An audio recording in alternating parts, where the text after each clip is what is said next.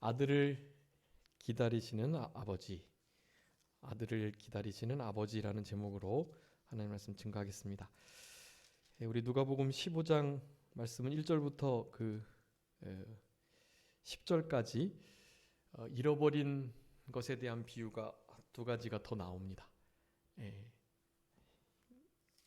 1절부터는 3절부터는 양 100마리 중에 하나 잃어버렸을 때 어떻게 했는지에 대해서 그리고 8절부터는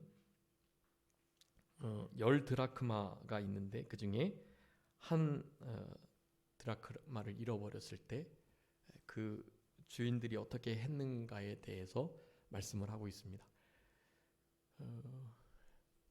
100마리 중에 한 마리는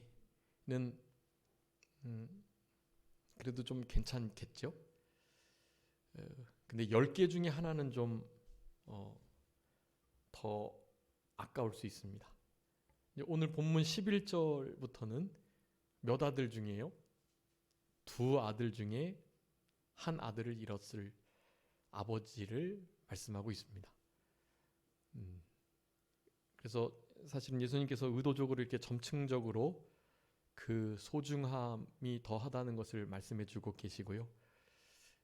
양 100마리 중에 한 마리 잃었을 때 목자는 그 양을 찾으러 그 귀한 99마리 양을 그냥 내버려 두고 한 마리를 찾으러 간다라는 것입니다.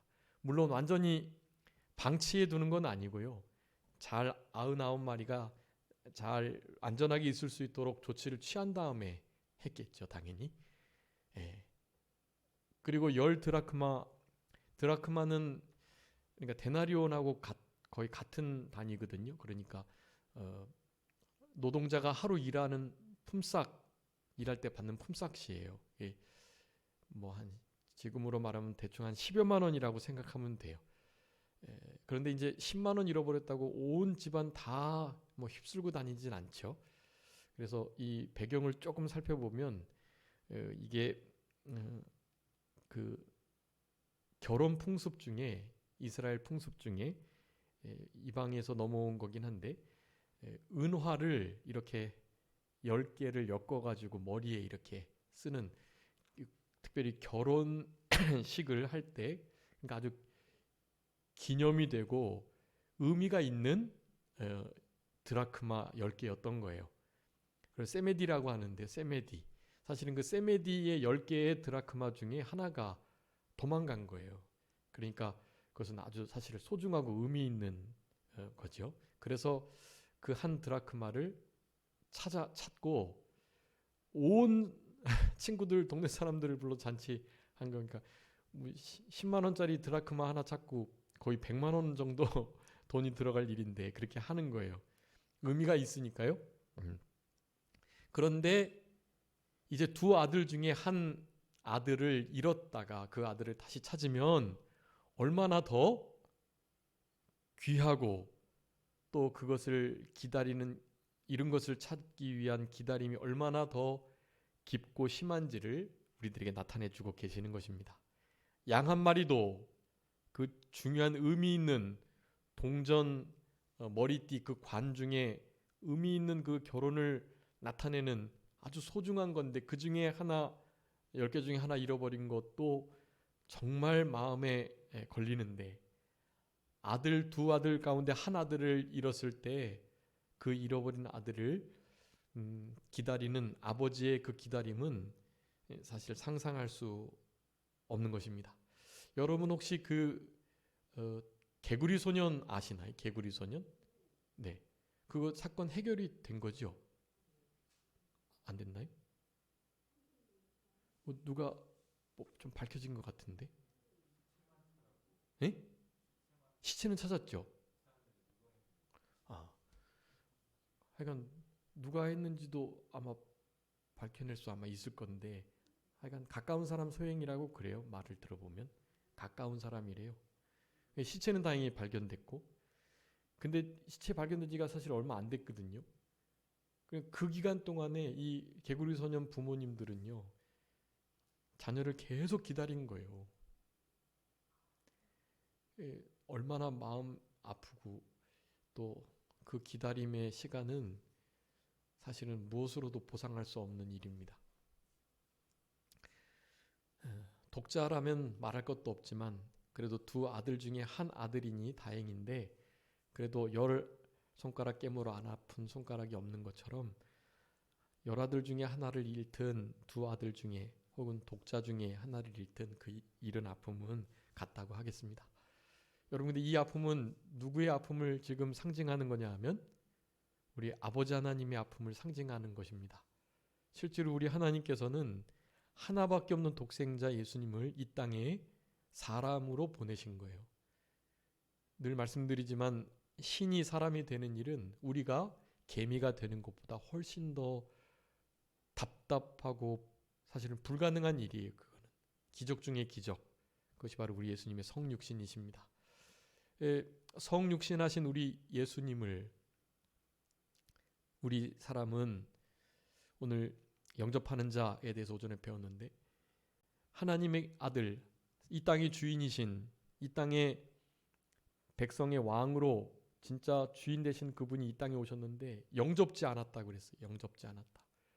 요한복음 1장 그 11절에서 영접지 않았어요.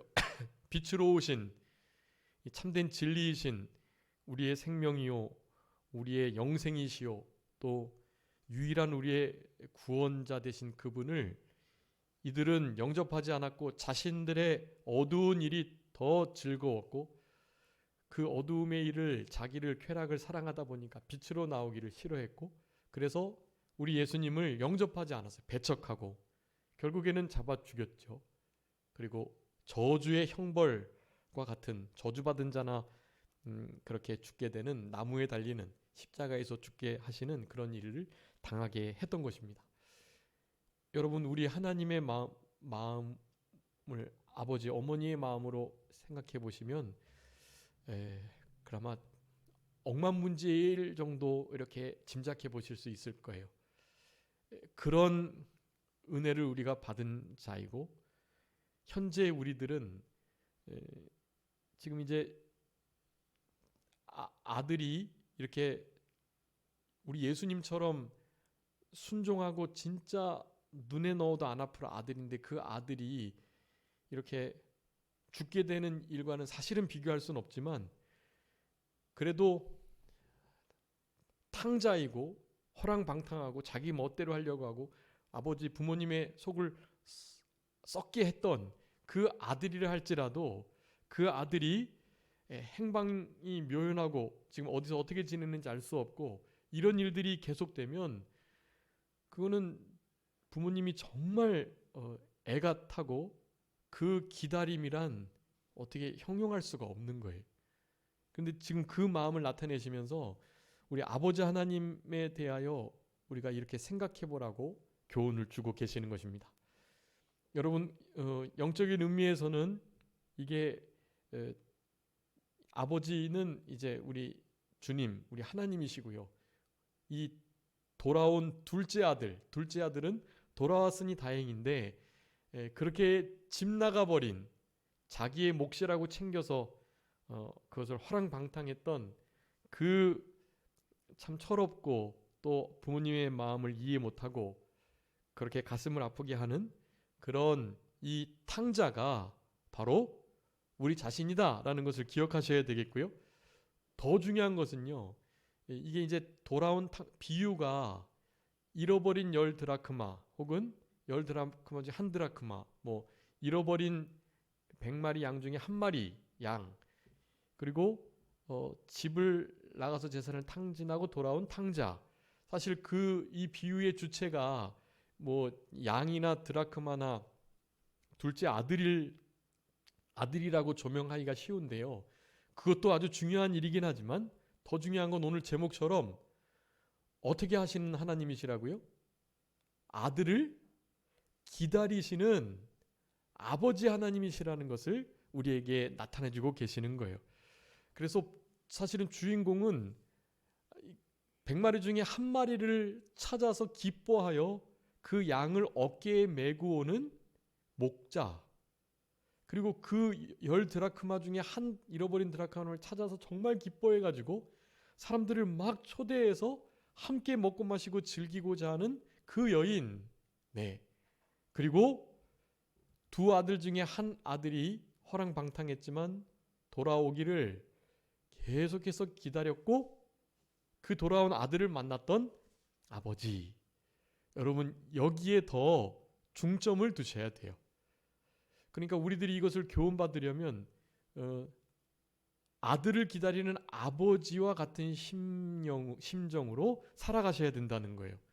여러분, 지금 우리가 그렇게 살아가셔야 돼요. 아들이 돌아오기를 바라는 심정, 이 심정으로 살아가셔야 돼요. 우리 베드로 사도는 베드로후서 3장에서 우리 하나님의 이 인내하심과 참으심, 기다리심을 어떻게 표현했죠? 하루가 천년같이, 천년이 하루같이. 네, 하루가 천년같이, 천년을 하루같이 참아주시고 기다려주신다. 네, 심판을 참아주시고요.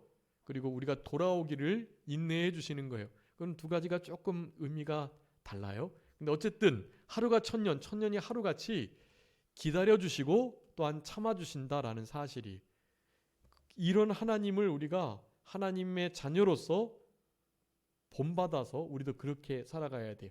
여러분, 우리의 삶 속에 이 인내, 견딤, 오래 참음, 이것이 필요합니다.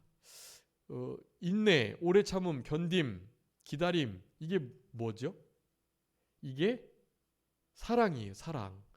여러분, 이 세 단어를 사랑장인 고린도전서 13장에서 찾아볼 수 있어요. 사랑은 어떻게 하고요?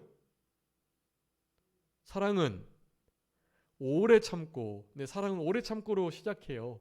그리고요, 뭐로 끝나요? 견디느니라 라고 끝나요. 견디느니라. 여러분, 사랑은 오래 참고 또한 인내하고 견디는 거다라는 것입니다. 사실은 아들을 기다리는 아버지 하나님이신 이 하나님께서 지금 나타내 주시고자 하시는 이 덕목은요, 기다림이신데요, 우리를 사랑해 주시고 계시다는 거예요. 그러니 우리도 어떻게 해라? 사랑해라. 우리의 삶 속에 집 나가서 손해주고 영광을 가리우고 또 막 해를 끼치고 뭐 죽었는지 살았는지도 모르고 계속해서 마음 쓰게 하고 고통 주고 괴롭히고 막 그냥 힘들게 하고 이런 그 누군가가 있어요. 여러분, 그런 이들을 어떻게 해요? 하나님이 그러셨던 것처럼 오래 참고 오래 견디며 사랑으로 인내해주고 참아주고 라고 요구하고 계신다라는 사실입니다. 여러분, 그들이 그렇게 되면 반드시 돌아와요.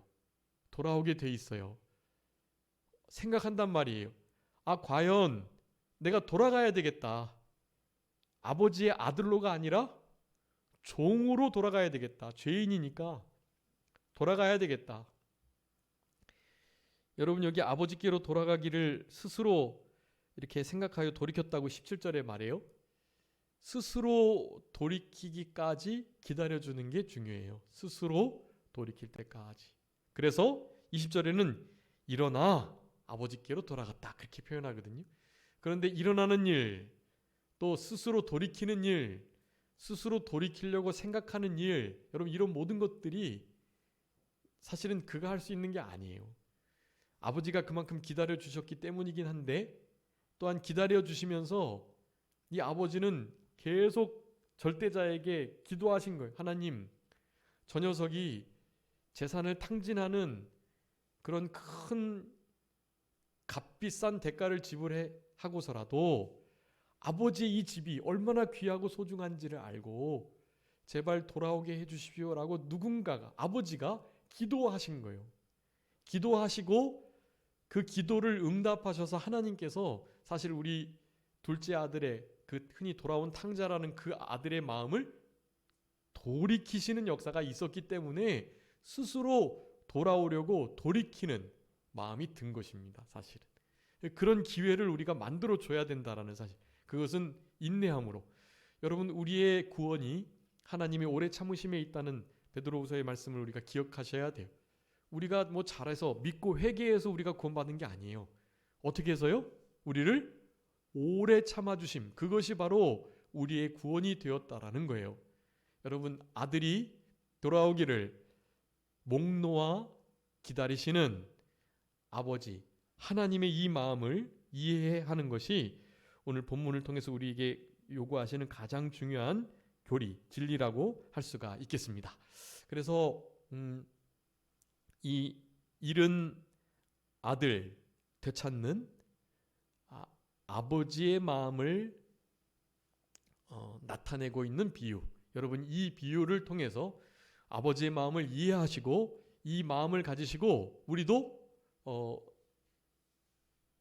남은 때 먼저 우리 예수님의 재림을 기다리고 또 우리를 괴롭혔던 그가 돌아오기를 회개하고 나에게 용서를 구하기를 또한 기다리고, 하여간 기다림을 통해서 사랑을 이루는, 그리고 회복이 되는 그런 역사가 있을 수 있도록 끝까지 하나님이 됐다 인정하실 때까지 기다려주시는 그런 우리들이 되어야 되겠습니다. 주님이 됐다 인정하실 때까지 기다리셔야 돼요. 예. 물 나올 때까지 땅을 파셔야 돼요. 네. 언제 한번 예를 들어 드렸죠. 우물 파는 사역 팀앤팀에서 하는 이용주 선교사님이 계신데, 그분만 가면 하여간 지하수가 터지는 거예요. 도저히 안 터진다고 다른 나라 팀에서 다 손뗀 그 장소에 그분만 가면 물이 터지는 거예요. 왜 터졌다고요? 물이 터질 때까지 파니까요. 터질 때까지 파니까, 그러니까 터지는 거예요. 그분이 생생한 증언이에요. 어느 곳은 가서 그 굴착기 내려가지고 1m 남짓 팠나? 1m 남짓 팠더니 물이 터지는 곳도 있었대요. 예. 요즘에는 이렇게 물의 근원을 찾는 시스템이 잘 발달해서 딱 찾아서 이 지점이다 하면 거기는 반드시 물이 나온다는 거예요. 그런데 보통 사람들은 어느 정도 파다가 잘못 판단했나 보다, 여기가 아닌가 보다 하면서 옮긴다는 거죠. 근데 그분은 100% 지하수가 100% 나오는 그런 이력을 자랑하십니다. 왜 그렇다고요? 팔 때까지, 물 나올 때까지 파니까요. 여러분, 하나님께서 됐다 인정하실 때까지 기다리셔야 됩니다. 그렇지 못하고 도중에 그 기다림, 인내, 견딤, 그것을 딱 그치는 순간, 여러분, 그동안의 참아줌은요, 참아준 게 아니라 인내하고 견디고 버텨주고 이렇게 잘 그렇게 기다려준 게 아니라 벼른 거예요. 벼른 거. 네, 벼르다라는 말씀 아시죠? 벼르다. 자, 한 번, 좋아, 두 번, 그래 3번 정도까지는 내가 참아줄 수 있어. 3번 정도까지는 내가 기다려주지 뭐 하는 거예요. 그런데 사람이 참는데도 한계가 있지 하면서 더 이상 기다려주지 않으면 그동안의 기다림은 사실 기다림이 아닌 거예요. 그냥 벼른 거예요. 벼른 거. 그렇기 때문에 하나님께서 됐다 인정하실 때까지 끝까지 참는, 인내하는, 견디고 그렇게 오래 참아주는 그런 우리들이 되어야 되겠습니다. 여기 12절부터 24절까지요. 이렇게 작은 아들과 아버지와의 그 관계를 이렇게 그리고 있는데요. 여기 작은 아들이 자기의 재산 중에서 몫을 받으려고 했다라는 것을 말씀하고 있습니다. 둘째가 아버지에게 말하고 있어요. 내게 돌아올 분깃을 내게 주소서. 여러분, 12절 말씀이요, 탕자됨의 근원이에요. 여러분, 중요합니다.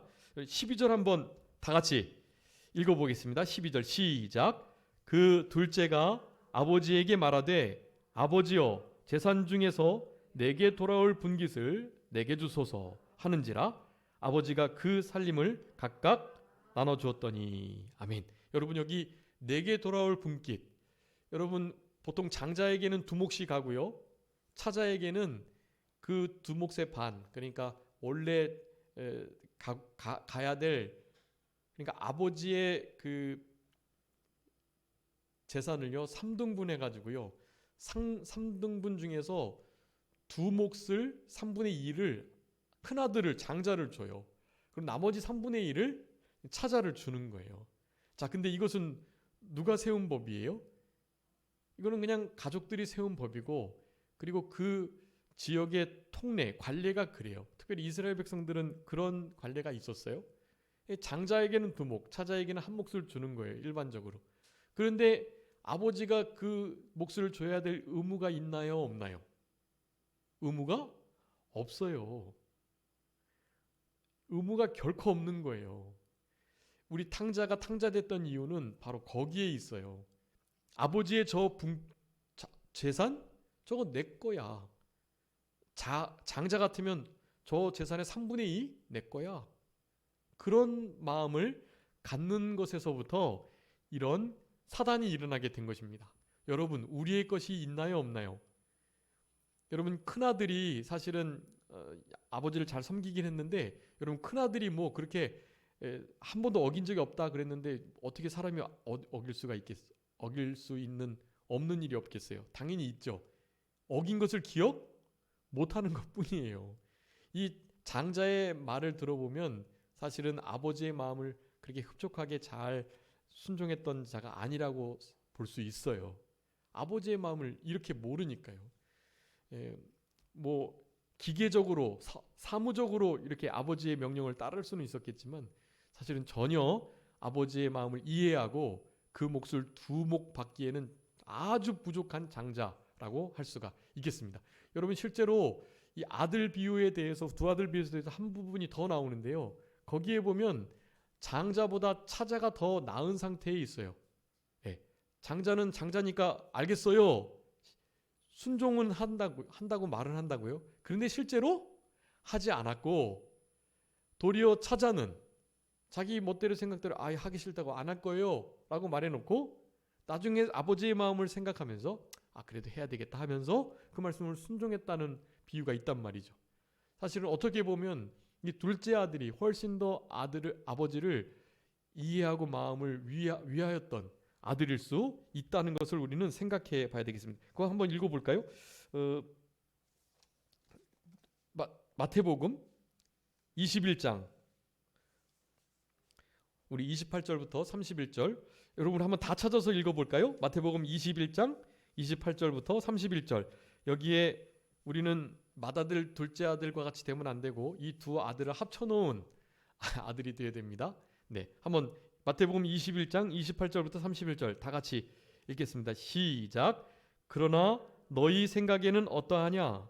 어떤 사람에게 두 아들이 있는데 맏아들에게 가서 이르되 예 오늘 포도원에 가서 일하라 하니 대답하여 이르되 아버지 가겠나이다 하더니 가지 아니하고 둘째 아들에게 가서 또 그와 같이 말하니 대답하여 이르되 실소이다 하였다가 그 후에 뉘우치고 갔으니 그 둘 중에 누가 아버지의 뜻대로 하였느냐? 이르되 둘째 아들이니이다. 예수께서 그들에게 이르시되 내가 진실로 너희에게 이르노니 세리와 창녀들이 너희보다 먼저 하나님의 나라에 들어가리라. 아멘. 여러분, 이 비유가 이 첫 번째 우리 누가복음 15장에서 이 탕자 비유하고 아주 중요한 연결점이 있는 거예요. 여러분, 이 첫째 아들이 탕자의 비유에서 뭐 다 잘한 것 같지만 사실 그렇지 않았다라는 거예요. 아버지 앞에 그냥 한다고 말은 먼저 하고요. 사실은 실제로 안 했던 경우들이 있었던 것이. 둘째 아들은 그냥 싫습니다 해놓고서도요. 실제로 아버지의 마음을 이해하면서 그래도 내가 싫다고 해서 이렇게 안 하는 건 아니네. 내가 잘못했네. 하면서 뉘우치면서 아버지의 그 뜻을 순종하여 포도원에 가서 일하는 그 아들이 바로 둘째 아들이었다는 것입니다. 여러분, 누가 아버지의 뜻대로 하는 자냐? 100점은요. 일하러 가라 했을 때 얘 아버지하고 바로 가서 일하는 아들. 이게 100점이에요. 그런데 그보다 조금 나은 아들이 처음에는 싫어했다가 나중에 실제로 가서 하는 아들. 그런데 진짜 꽝인 그보단 못한 아들은요, 간다고는 했는데 나중에 결국 가지 않은 아들. 그래도 일단 간다고는 대답은 했으니까요. 근데 진짜 못된 아들은요, 대답도 싫습니다 해놓고 실제로 일도 안 하고. 예. 그 우리 유튜브에서 이 장경동 목사라고 대전 중문교회 목사님이신데, 그분이 막 너무 아주 코미디언보다 더 웃기는 목사님이신데, 그이가 가장 많이 예를 듣는 그 내용, 예를 드는 내용 중에 바로 요 흔히 말하는 이 사박자 신앙생활이라고요. 사박자. 예. 그러니까 가장, 그리고 그보다 조금 더 못한, 그보다 조금 더 못한, 그리고 가장 안 좋은 이 네 가지 경우를 항상 이렇게 모든 경우를 다 그렇게 들어요. 이 아들의 비유도 그렇게 들 수 있는 거예요. 예. 그러니까 가장 첫 번째는, 가장 좋은 것은요, 대답도 즉시 하고 즉시 순종한 거. 그리고 그보다 조금 못한 거는요, 대답은 싫다고 했는데 실제로 순종한 거. 세 번째는요, 대답은 한다고 해놓고 실제로 순종은 안 한 거. 근데 진짜 나쁜 것은 대답도 안 한다고 하고 실제로 일도 안 하고. 자, 우리는 어디에 속해야 될까요? 이 네 종류의 아들 중에. 여러분, 항상 첫째 아들에게 속해야 돼요. 첫째 아들. 항상 첫 번째. 대답도 즉시. 여러분, 순종은 즉시 순종이에요. 한다고 해놓고 내가 괜찮을 때 하는 게 아니라 즉시 순종하는 것. 순종의 여러 이 모습 중에 아주 중요한 면이 즉시 순종하는 것. 그리고 또 중요한 것은 감사함으로 하는 거예요. 자원하는 마음으로, 기꺼이 단마음으로 순종하는 거죠. 즉시 단마음으로. 이것이 순종할 때 아주 중요한 면이에요. 그리고 또 끝까지 해야 돼요. 순종은. 네. 그리고 말씀대로 해야 되고요. 몸으로, 마음으로 다 순종해야 돼요. 그리고 최선을 다해서 해야 해요. 여러분, 이런 순종의 여러 덕목들이 있는데, 그 중에 즉시로, 그리고 단마음으로 끝까지 순종해야 된다는 이런 마음을 가지시고, 첫째 아들, 둘째 아들도 아닌, 첫째 아들, 둘째 아들을 잘 합쳐놓은 아버지의 마음도 이해하고 그 뜻을 따라서 기쁨으로, 감사함으로, 정말 당연함으로, 즐거움으로 즉시 순종하는 그런 우리들이 되어야 할 것입니다. 만약에 그런 자녀들이 없다면, 그런 우리를 따르는 이들이 없다면, 우리 탕자의 아버지와 같이 기다려주는 일이 또한 필요하다라는 것을 우리들에게 말씀해주고 계시는 것입니다. 여러분이 하나님과 우리의 관계를 아버지와 아들, 아버지와 자녀의 관계로 비유하는 것이 우리의 신앙에 아주 큰 유익이 됩니다. 오늘 오전의 말씀과 그래서 연관이 지어지는 건데요. 우리를 하나님의 자녀 삼으셨던 이 은혜를 생각할 때 이렇게 기다리게 하면 안 되는 거예요. 하나님을. 말씀드렸던 것처럼 즉시 단마음으로 끝까지 말씀대로 우리의 모든 것을 다 기울여서, 또한 마음으로 몸으로 실제적으로 순종을 하는 우리들의 삶을 요구하고 계시는 우리 아버지시다라는 것을 생각할 때, 여러분, 남은 때 우리가 어떻게 살아가야 할 것인가를 이렇게 짐작해 볼 수 있는 그런 말씀이라고 하겠습니다. 그래서 오늘 본문의 말씀을 통해서 몇 가지 기억해야 할 교훈은요, 17절에 스스로 돌이켜서 여기서 우리가 죽는구나 라고 생각을 하면서 아버지에게로 돌아가려고 하는 그 마음을 가졌다라는 것을 우리가 주목해 봐야 합니다. 제가 자주 말씀드리는 건데요, 여기 스스로 돌이키려고 했다. 스스로 돌이킬 수 없어요. 우리는 원래가. 그런데 스스로 돌이킬 수 있는 이유가 딱 있습니다. 그것은 선행적 은혜라고 하는 거예요. 선행적 은혜. 여러분, 그 스스로 돌이켜 그 위에다가 선행적 은혜라고 쓰시고 예레미야 24장 7절을 써두세요. 여러분, 예레미야 24장 7절은 꼭 암송하셔요. 이것은 선행적 은혜의 대표적인 구절이에요. 예레미야 24장 7절. 우리 다 같이 한번 찾아서 읽도록 하겠습니다. 예레미야 24장 7절 말씀 우리 다 찾아서 읽어보겠습니다. 여러분 이것은 좀 외우셨으면 좋겠어요. 여러분 회개나 돌이킴이나 또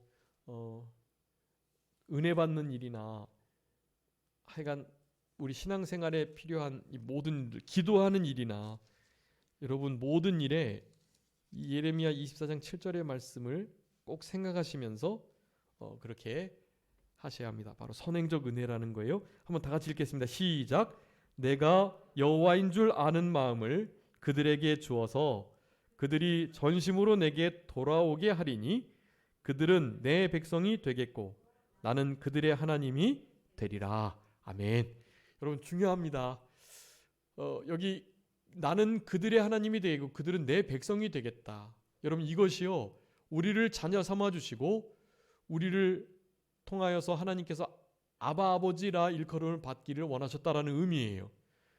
여러분 지금 이게 우리는 하나님께 이렇게 돌아갈 수도 없고 양자될 수도 없는 자들이에요. 하나님께서 우리를 불러주시지 않으면 결코 있을 수 없는 일들이란 말이에요. 그런데 하나님께서 그걸 원하셨어요. 그래서 우리들로 하여금 마치 돌아올 수 있도록 또 양자될 수 있도록 탕자가 돼서 자기 분깃 가지고 나갔기 때문에 자기 분깃 그거 사실은 원래는 의미적으로 자기 것도 아닌데 아버지께 막 강제로 뜯어가 놓고서 다시 어떻게 무슨 면목으로 돌아오겠냐고요. 그런데 그럴 수 있도록 하나님께서 허락해 주시는 거예요. 자, 스스로 돌이켰다. 돌이킬 수 있는 힘이 없어요. 그런데 돌아오도록 하나님께서 우리에게 어떤 장치를 해두셨단 말이에요. 우리 송구현 신 예배 때 드렸죠. 하나님께서 우리를 떠나시지 않겠다는 그 약속 말씀을 복 주시겠다는 약속 말씀을 지키시기 위해서 우리에게 무슨 마음을 주셨다? 여호와를 경외하는 마음을 두셨다. 그렇게 말씀했단 말이에요. 여러분 우리 예레미야 32장이잖아요. 그건요. 32장의 말씀과 이 24장의 말씀을 꼭 기억하셔야 돼요. 여러분 다시 한번 읽어보겠습니다. 예레미야 24장 7절이에요. 시작. 내가 여호와인 줄 아는 마음을 그들에게 주어서 그들이 전심으로 내게 돌아오게 하리니 그들은 내 백성이 되겠고 나는 그들의 하나님이 되리라. 아멘. 여러분 중요합니다. 여호와인 줄 아는 마음이 있어야 여러분 돌아올 수 있어요. 그리고 전심으로 원해야 돌아올 수 있어요. 근데 그 두 마음을 여호와인 줄 아는 여호와께만이 구원이 있고 여호와만이 이 문제를 해결할 수 있고 여호와가 진짜 우리 아버지 하나님이시고 우리는 여호와의 자녀다라는 이 마음이 있어야 실제로 돌이킬 수 있거든요. 그 마음을 두셨다는 거예요. 그러면서 전심으로 실제적으로 하나님께서 돌아오게 하시겠다라고 하시는 거예요. 여러분 우리는 스스로 돌이켜 일어나 주께로 돌아갈 수 없는 자들이에요. 그냥 거기에 있는 게 좋고 그냥 개가 토했던 거 다시 먹고 돼지가 더러운 시궁창에서 굴렀던 그 자리에 다시 들어가는 것과 똑같은 우리들이란 말이에요. 그런데 거기서 우리를 건져내실 수 있는 유일한 방편은 바로 이 말씀이에요. 내가 바로 여호와 창조주 언약을 성취하시는 영존자 자존자 진짜 전능하신 유일하신 하나님 참된 신이라는 것을 알게 하는 마음을 우리들에게 두셨다라고 말하고 그 마음을 통해서 비로소 돌아올 수 있는데 그냥 돌아오는 게 아니에요. 전심해야 돌아오는 거예요. 전심으로 돌아올 수 있도록 하시겠다라는 거죠. 여러분 이 선행적 은혜가 없이는 우리가 하나님을 아버지라 왕이라 부를 수 없고요. 우리가 하나님을 아버지라 감히 말할 수 없는 거예요. 여러분 이 은혜가 우리에게 주어졌다는 사실을 기억하시면서 내가 여호와인 줄 아는 마음을 그들에게 주어서 그들이 전심으로 내게 돌아오게 하리니 그들은 내 백성이 되겠고 나는 그들의 하나님이 되리라. 여러분 이 말씀으로 우리의 신앙생활의 모든 그 동력을 삼으셔야 됩니다. 동력. 여러분 이게 우리의 동력이에요. 제일 원인. 이거 바로 이게 선행적 은혜예요. 우리 누가복음 15장의 17절에 스스로 돌이켜에 선행적 은혜 기록하시고 거기다가 예레미야 24장 7절 그리고 32장 39절부터 41절 그것도 써주세요. 거기 여호와인 줄 아는 마음을 우리에게 여호와 경외하는 마음을 두시겠다.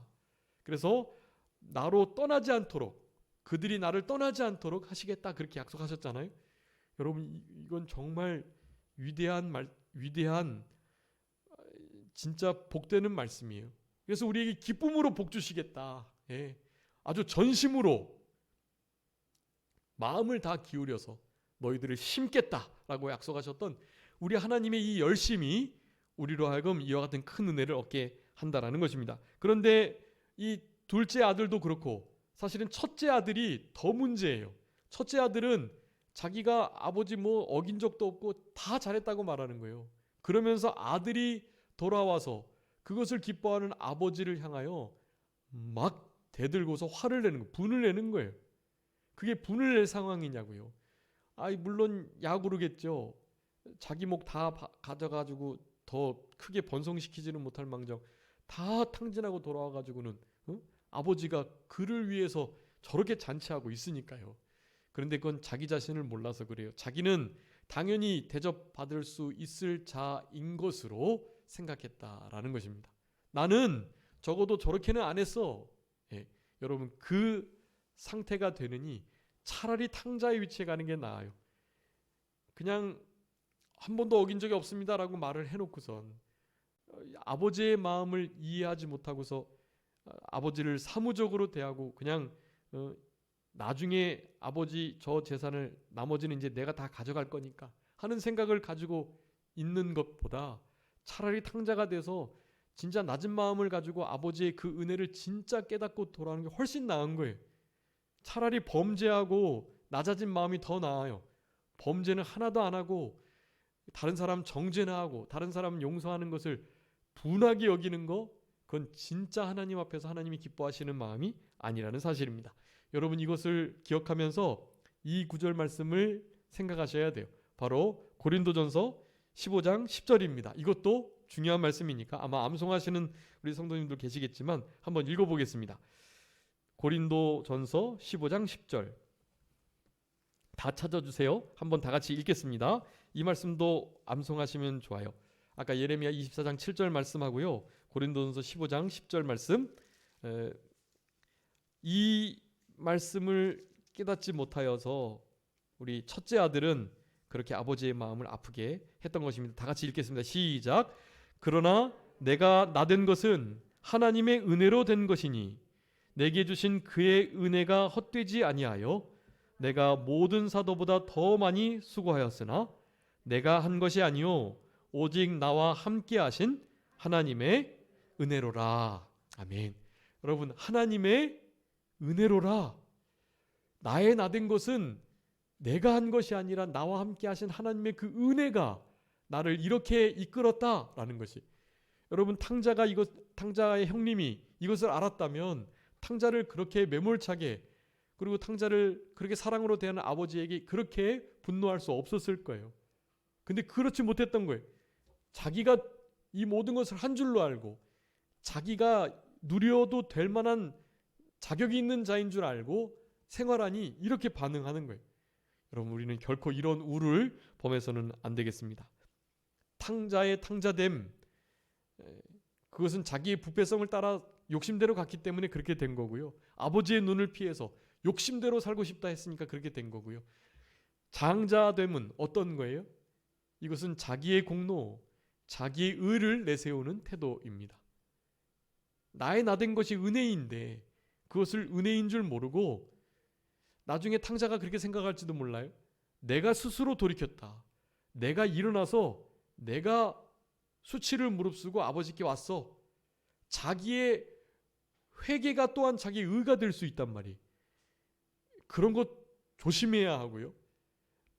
첫째 아들과 같은 상태는 더욱더 조심해야죠.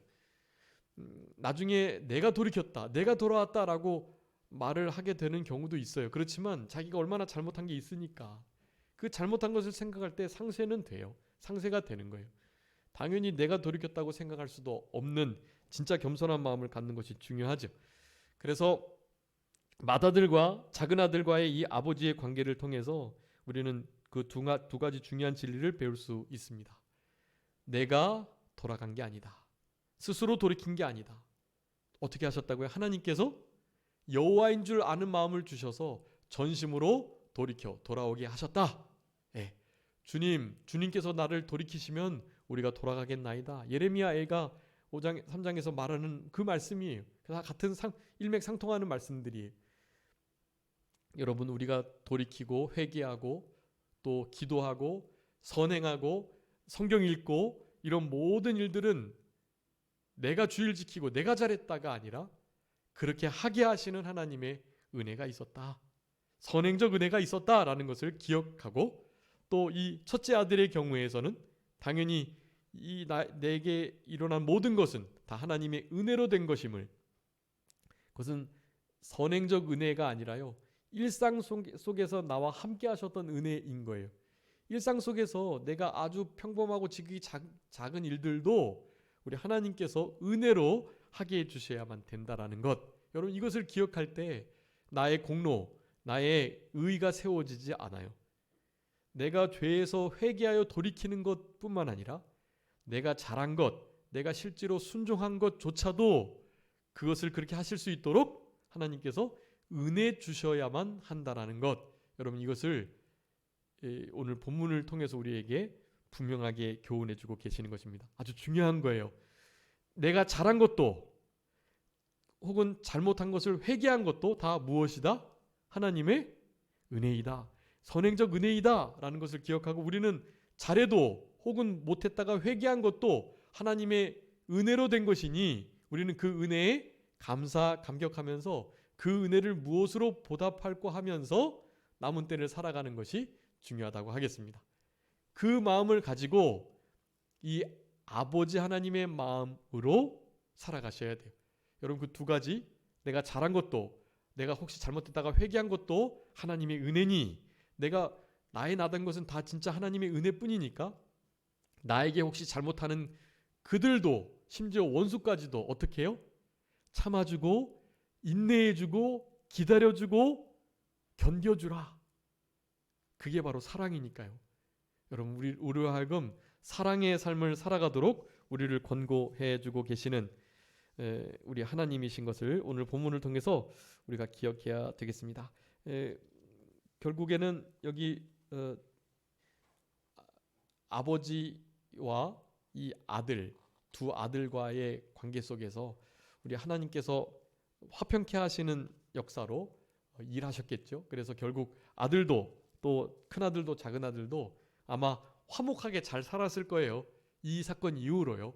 그런데 혹시 그렇지 못했다고 할지라도 우리는 우리가 처한 환경에서 최선을 다하면 되는 것입니다.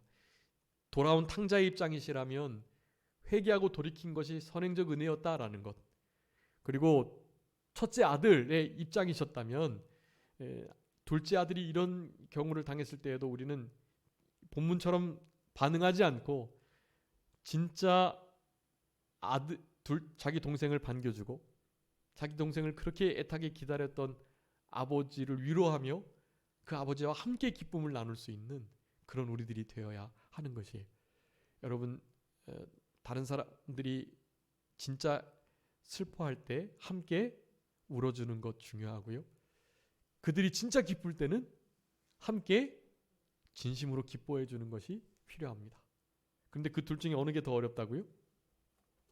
기뻐해 주는 게 더 어렵대요. 왜냐하면 우리는 다른 사람이 잘 되면 배가 아프니까요. 배가 아파서 진짜 진심으로 기뻐해 주지 못하는 거예요.